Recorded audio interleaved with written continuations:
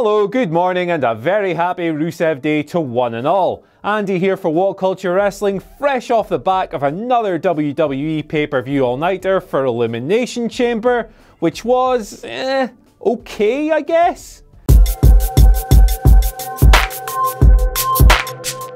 The Women's Chamber match ruled, the men's was pretty good if a tad predictable, and personally, I thought Nia Jax vs Asuka really over-delivered as well. The rest of the card was kind of inconsistent, but regardless, this was Raw's last pay-per-view before WrestleMania 34, and the April 8th card is finally starting to look a lot clearer. So to start with the obvious, that being Brock Lesnar vs Roman Reigns for the WWE Universal title. Now, we've known this match has been in WWE's plans for a long time, but it wasn't made official until last night. Reigns, of course, won the men's Elimination Chamber match, pinning Braun Strowman last of all, and by all accounts, it looks like WrestleMania 34 will close with another hate-filled coronation for the guy. Now, the men's chamber wasn't perfect. The predictability really killed the crowd throughout, but Strowman looked excellent. He kicked out of every finisher in the book, eliminated 5 other superstars, and threw The Miz from the top of a pod. How can anyone not love the guy at this point? Despite the result, it was Braun, not Roman, who emerged from the match feeling like the guy.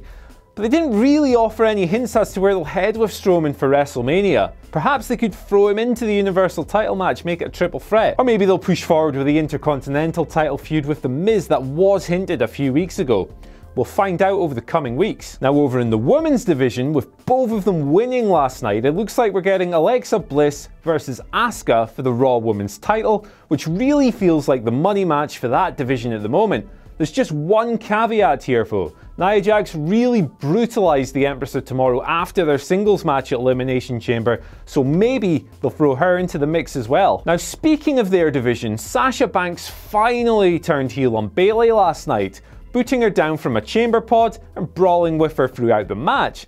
Now, you've got to believe that this is heading towards a big WrestleMania 34 clash, and frankly, if it's anywhere near as good as their NXT output was, this could be a match of the year contender. And finally, there's Ronda Rousey. Now, we already knew that she was being pegged for a big WrestleMania tag match against Triple H and Stephanie McMahon, but we didn't really know who her partner was going to be. Until last night, of course. Kurt Angle stirred the pot in epic fashion last night, as it was his spiel that essentially prompted Ronda to drive Triple H through the table, then sign her WWE contract on his corpse. It looks very much like Kurt will be her big partner in New Orleans. So that's the Rousey tag match, Asuka versus Alexa, Roman versus Brock, and Banks versus Bayley all set up at Elimination Chamber.